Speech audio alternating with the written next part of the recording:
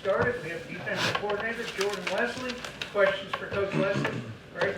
So Jordan, start with Saturday, and both good and bad. Obviously, run defense, especially the first three quarters, was very good. Start with that, and then problems in the pass defense. So, well, I thought, the only disappointing thing for me was I thought, there in the third we let the circumstances affect how we finished. Because if I look at it up to that point, quite honestly, we played some of the best defense we played all year against a good opponent. We had the one. We had the one in the first half. And really Anthony he tried to guess, misplayed the route, and a good player, good team will make you pay. But other than that, it was, and we sold out to stop the run with what we were trying to do.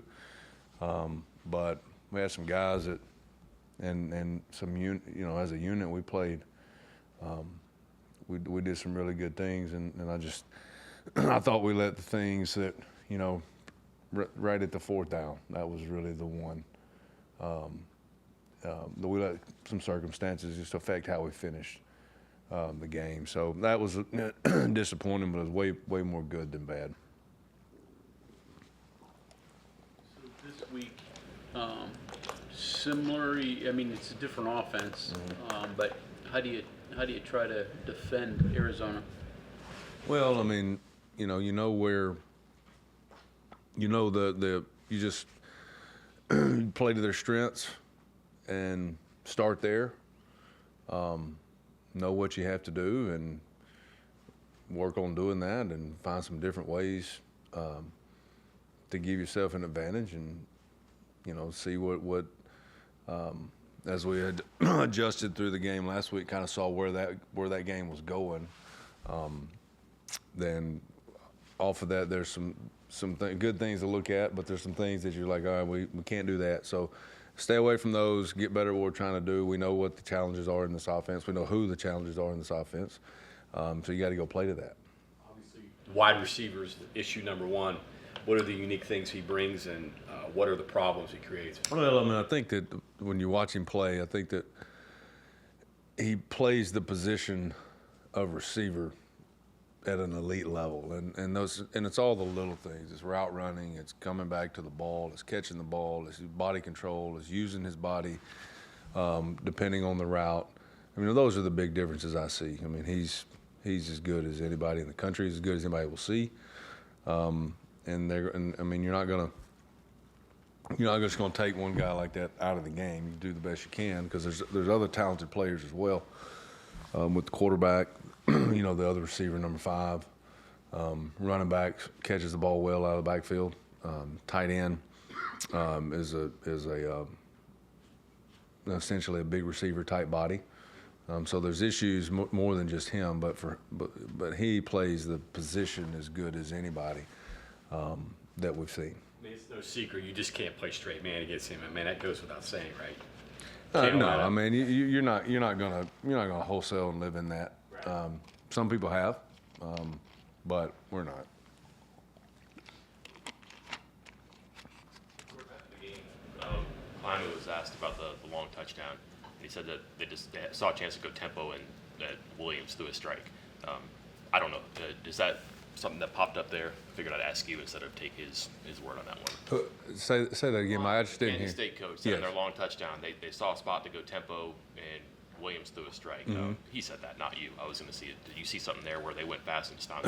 Yeah, they go fast, and obviously they're trying to do something very, very simple. All right, and we go into the game and pick and chose our spots where we thought the quarterback could throw the ball to beat you.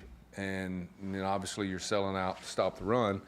And there's certain throws that you say, all right, when we're doing that and you're taking other part, when you do that, you take other pieces away, and you just say, hey, these are the throws he can make. These are the ones we have not seen him make. And quite honestly, made them. Now, we could have played that route better. What they had done in that formation was something that we guessed at and we guessed wrong. And, or Anthony played the route he guessed at what we had worked, and so and come to the sideline and very simply said, "Coach, that was on me," and he hadn't done that all year, and that was a mistake. But anytime you go tempo, you're limited in what you're going to give them to do. So that's part of it. It's good. It's a really good throw by that kid. Good catch. You go on to the next play. What do you think are some of the keys for the future in trying to cut down on third down, fourth down conversions? Neil had mentioned kind of the intermediate passes. Is there anything else that you see, or is that kind of the focus? Well, yeah, I mean, it's always a focus. And probably, I said this last week, the biggest focus is trying your best to stay out of those because those are hard with some of the things and how we're built and some of the things we're trying to do. You gotta try to stay out of those, and then you gotta try to adjust what you're doing coverage-wise to fit some of those without, sometimes without playing man coverage. Because again, it's just like stopping the run. You're trying to undress other parts, and so you got to kind of figure out where those are. And that was a good way to go back and look at it and come up with some answers for doing just that. Really physical game. How did your kids come out of that? Yeah, I mean, I think fine. You're going to be sore after a game like that, and an opponent like that, and what they're trying to do. But I mean, I think we're fine. He was limited, gave you what he could, but hopefully he's better this week. But without him, what your defensive front do? You stopped the run, so did some things well. Yeah, I mean, it's TJ's he's a spark plug. He gives you a little something in both, run game and obviously the pass rush. And you just look at his numbers and look at his grades and what he's been able to do, and not having that definitely didn't help. But we had some other guys, step up, and we never got to him, but we did affect him some. It's just when you're emptying your backfield, how much effect are you really, going to have consistently? Like if they're 5 out in the backfield and the ball's gone, and 2.3 seconds is not a lot you can do without just saying, hey, we're going to bring everybody, which, that wasn't what our plan was. So.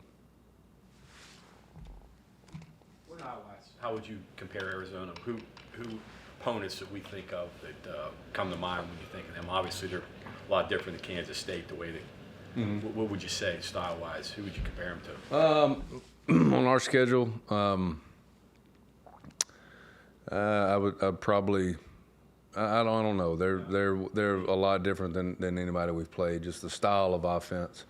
I mean, you get a lot of the same concepts that are redundant no matter who you play when you're throwing the ball that kind of show up. But how they get to it is we haven't really played somebody like that. Challenges does McMillan present through his size, speed, route running ability? It seems like he's got. There you go. You know them all. That's exactly what it is. Size, speed. Like I said, the thing that sticks out to me is playing the position of receiver. And it's all the thing. Everybody thinks size and speed when you think about an elite receiver. And I don't necessarily think those are – you watch it, body control, how they use their body, the route running, when the route breaks down or the pocket breaks down, coming back, working, helping his quarterback. Those are things that elite receivers do. And the rest of those things, yeah, they're going to have – some of them have size, some of them don't. Some of them have elite speed, some of them don't. But actually playing the position, just the fundamentals of playing receiver, I think he does as good as anybody I've seen in a while. We see from their running game. I know Conley statistically is their guy, and he's got 6 rushing touchdowns. What do you see from them when they run? I think they are what they are. They just do what they do, and they're not very. It's not a complex run game scheme, but I think they're creative with how they get to it, with how they set up different things with it, and how they get him the ball, not only hand it to him but out of the backfield. I mean, he catches the ball well. Do they throw to run or vice versa? Yeah, I mean, I think you could probably say that. I mean, very similar. What has Reed Carrico brought to the defense since he's been here? Well, Reed is, I mean, he's a physical kid, obviously, but just how he plays, his effort, his toughness. He's been a really nice addition for us. Just gives us kind of an edge, you know, when he's in there, especially in some of those bigger sets. You know, we can put him in multiple positions with us in the middle. You saw him on the edge the other night some, giving us some pressure against some of those bigger sets, which he's really, really good at. Put some pressure on the edge of the offense, which we need in a game like that when you're wholesaling to stop the run. So he's done a nice job. Defense, you guys have tried a lot of different things schematically. Is there much left to try, or players just got to do what they do better? You just got to get better. You got to, you know, I mean, there's only so many schemes that you can do, and you got to try to figure out a way within the structure of your defense to help them in some situations, and then at the end of the day, when your number's called and the play's there, we got to make them. And there were some there the other night, and we got to get more hands and affect more balls that are in the air. And so, you know, we just got to get better. Move on, correct it, move on the next day. That's all you can do. Fagan played a lot. I don't really remember much about him, which isn't necessarily a bad thing. What did you see out of him on that side of the field playing a lot of snaps in this? Fagan. Oh yeah. Yeah, just I didn't hear much about him, which is fine, I guess, for a corner. No. Probably the most he's played. Okay. Yeah, I mean, I think that, you know, again, I've said this the whole year. You know, guys that are third and fourth year guys, and you know, playing a lot is one thing, playing a lot together is another thing. I think, you know, Dantes is a kid that is. I mean, he has some speed. He's a bigger, stronger kid than you think, and he's able to use that well. You know, kind of bodying some receivers up, but I thought he played well. In week 8, who would you say is your most consistent player through this time of year? Would Trotter be one of those guys you mentioned? I mean, Trotter's done a nice job. Some of the things from the other night underneath, like the passing game and things, we can clean up. You know, Trotter's always, and he's been really consistent. And you know, I think sometimes he's trying really hard to make a play, and that can get you in some tough situations when somebody's emptying you out like that. And but I think for Torma.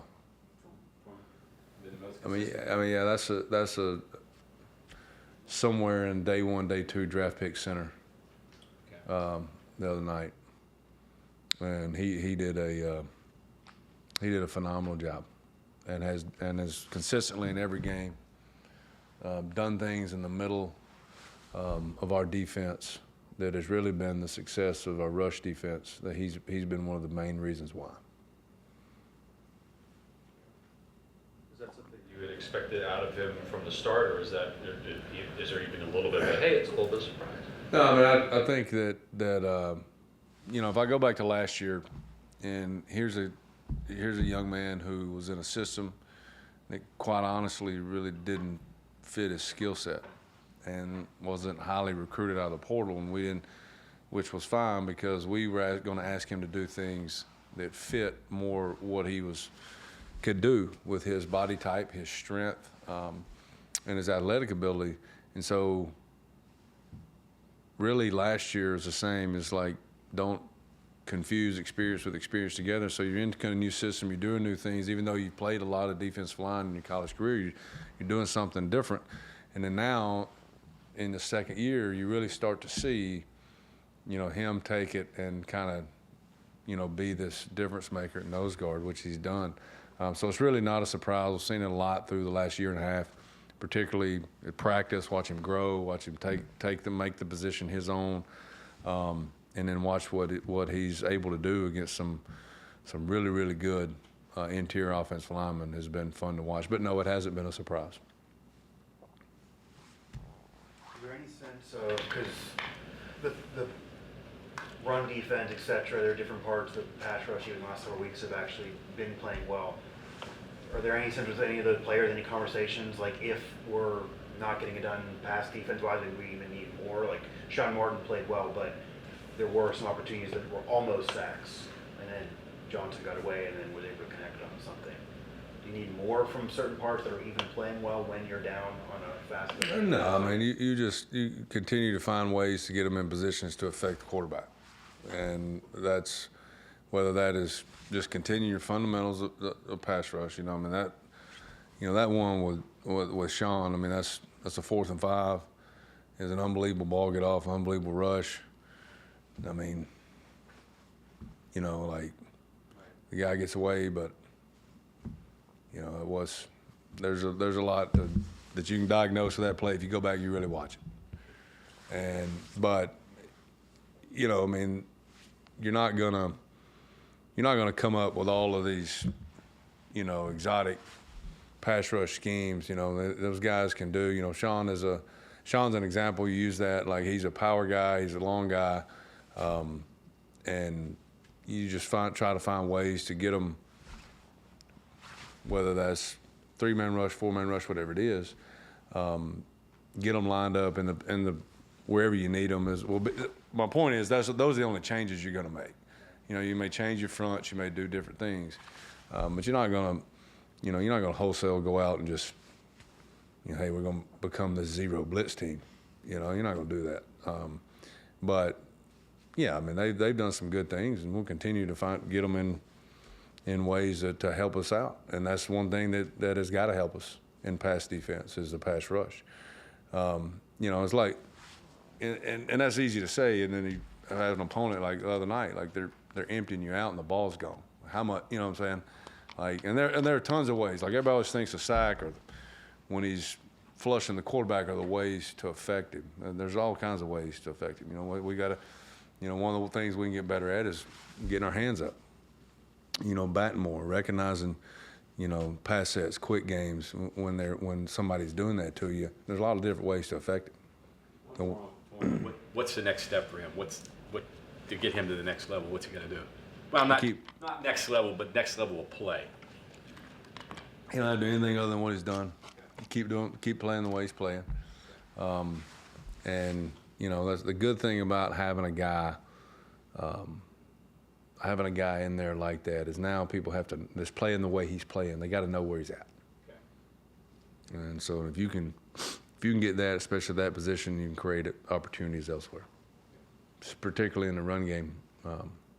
But Torma, surprisingly, again, if you go back and watch really closely, he's had some good rushes, just because he's so powerful. So you're going to start seeing more double teams on him, probably? I would assume so. Okay, anything else for Coach?